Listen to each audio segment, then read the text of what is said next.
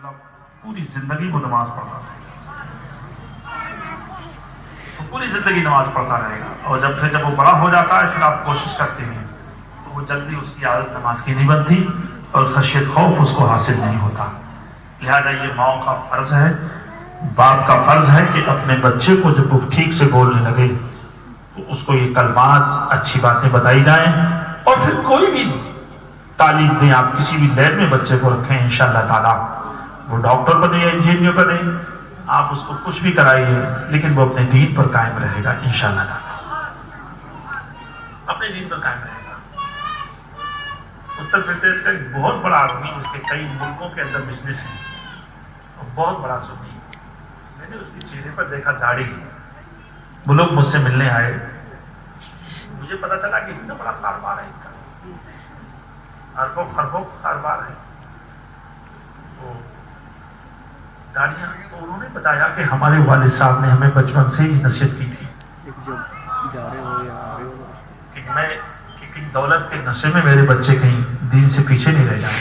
तो उन्होंने 7 साल की उम्र से हमें तरबियत देना शुरू कर दिया और किसी को हाफिज बनाया, किसी को आलिम बनाया और फिर हमको अच्छी यूनिवर्सिटियों के अंदर पढ़ाया, क्योंकि हमारा अक्सर इंग्लिश से ही ताल्लुक होता है। तो इतना बड़ा बिजनेस और उनके चेहरों पर दाढ़ियां, मेरा दिल खुश हो गया। और फिर जब उन्होंने मेरी दावत की तो वो मुझे कबूल करनी पड़ी, इसलिए कि वो सुन्नतों पर अमल करने वाले, फर्जों के दायरे करने वाले लोग ही समझते हैं कि अमीर इंसान हो जाता है तो अमल नहीं करता, लेकिन अमल का तरीका यही है जब बच्चा इतना छोटा हो तो उसको शऊर दिया जाए, उसको पैदाइश का मकसद बताया जाए, जिंदगी का हासिल क्या है उसको ये बताया जाए।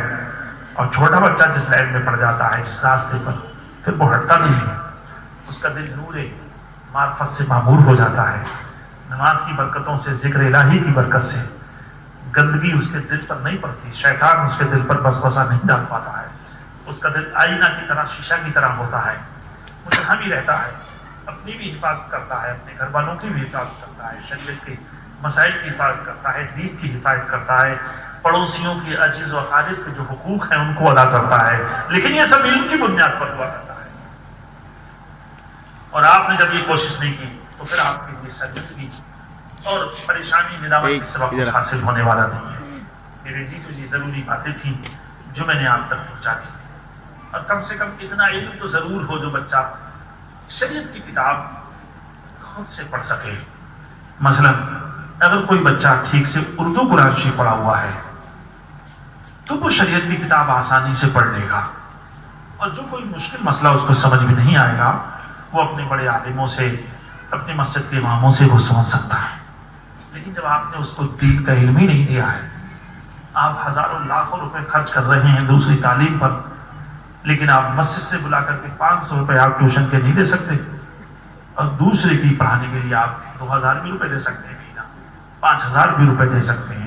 तो ये जहनियत अपनी छोड़नी है आपको, और उस तरीके पर चलना है जो तरीका हमने आपको दिया है, जिस जहन आपको हमने दिया है वो वही जहन है जिस जहन के लिए हमें परवरदिगार ने पैदा फरमाया है। हमारा पैदाइश का मकसद सिर्फ अल्लाह की मार्फत, उसकी इबादत है। ये जिंदगी के साजो सामान, जिंदगी की रानाइयां, ये दुनियावी मामलात, ये हमारी बस जरूरी जो अपनी जो जिंदगी के मामलात हैं, ये सिर्फ इसके लिए है। इसको बहुत लंबे सोच कि कुस्तों के लिए ना पैदा करो, वो तो खुद देने वाला है, लेकिन अपने आप को ठीक रखो।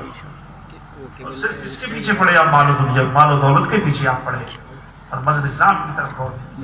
इसके बड़े नुकसान होंगे। हजरत मौलाना रूम अपनी किताब फारसी की बड़ी उम्दा और बड़ी अहम किताब है जिसे तमाम वली अल्लाह पढ़ा करते हैं। वो लिखते हैं कश्ती का काम है पानी में रहना, कश्ती पानी में रहती है, कोई फर्क नहीं पड़ता, कश्ती दूसरों को बचाती है पानी में रहकर, लेकिन अगर काश के पानी इस कश्ती के अंदर आए तो ये कश्ती डूब जाए। यानी इंसान का काम है दुनिया में रहना जब तक वो उठाए, उसकी जिंदगी है, लेकिन अगर दुनिया इसके अंदर आ गई तो ये गरक हो जाएगा। तो अपने अंदर दीन रखो, दुनिया को रखो जितना उसका हक है, जितना उसका हिस्सा है,